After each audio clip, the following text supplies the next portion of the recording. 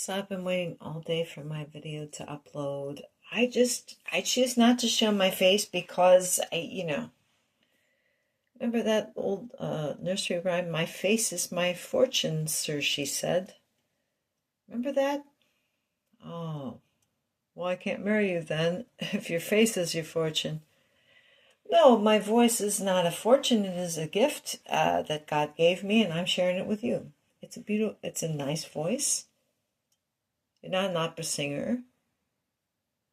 You're not a rock star. But you have, all of us, the voice is a gift. As I'm waiting for the other video to upload, the voice is a gift. It's a gift. After my mother passed away,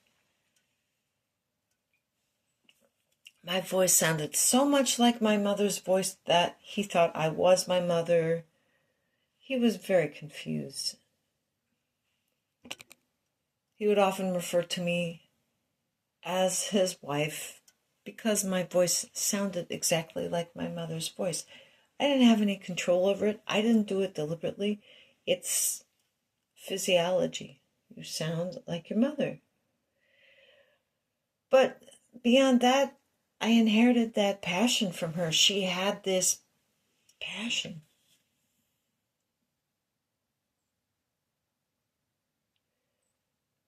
But I have to say, folks, can we really talk? Can we talk in a serious way without trying to cast aspersions? Don't accuse me of trying to cast aspersions, please.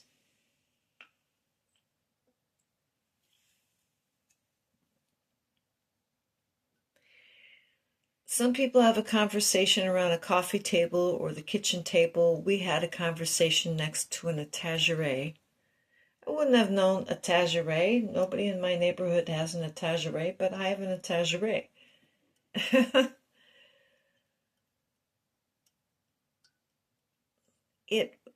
Two troubling things, two conversations around the etagere that are, to this day, I can't say that my mother was in the right. She said, "Well, I'm going to get you on birth control." I was really embarrassed. I said, "Well, Mom, I'm not having sex." "Well, nevertheless, you have to be on birth control." I said, "Thanks, but no thanks, Mom." They would say, "Well, it'll help you have better periods." And then we had it's really sad that I have to come out with this, but my mom thought that our dog was pregnant, and she said, "Well, I think I'm going to have to abort the puppies."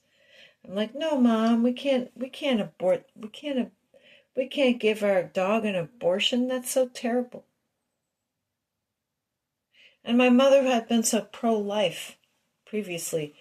Toward the end of our relationship, before I was sent off to college, I didn't choose to go, but I was sent off at age 17, she just kind of caved in on the issue. And she says, "Well, when it gets to a certain point of gestation, that's really wrong."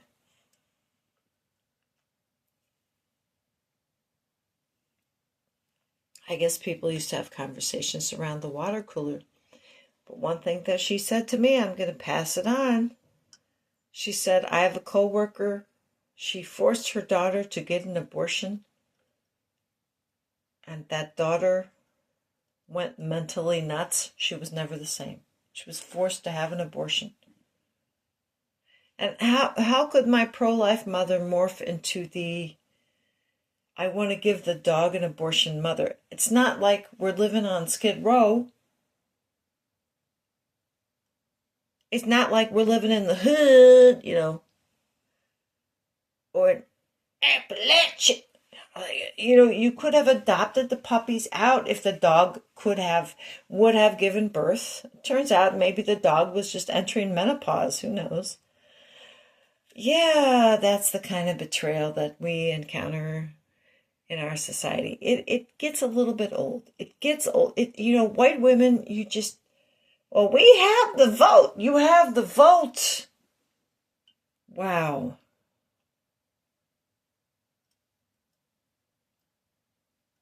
And now you're morphing into these nurses that, like, he's not going to kill him, but we're going to give him poison. Poison ivy is a horrible thing. I suffered with that for like 3 months. I mean, I have scars. I have scars on my arms from, I had this unfortunate encounter with poison ivy. I was trying to do the right thing and, landscape the yard and everything. And some people could have a reaction that could be life-threatening. And this, please please do not give medical licenses to white women, especially nursing licenses to white women, because white women don't know what the fuck they're doing.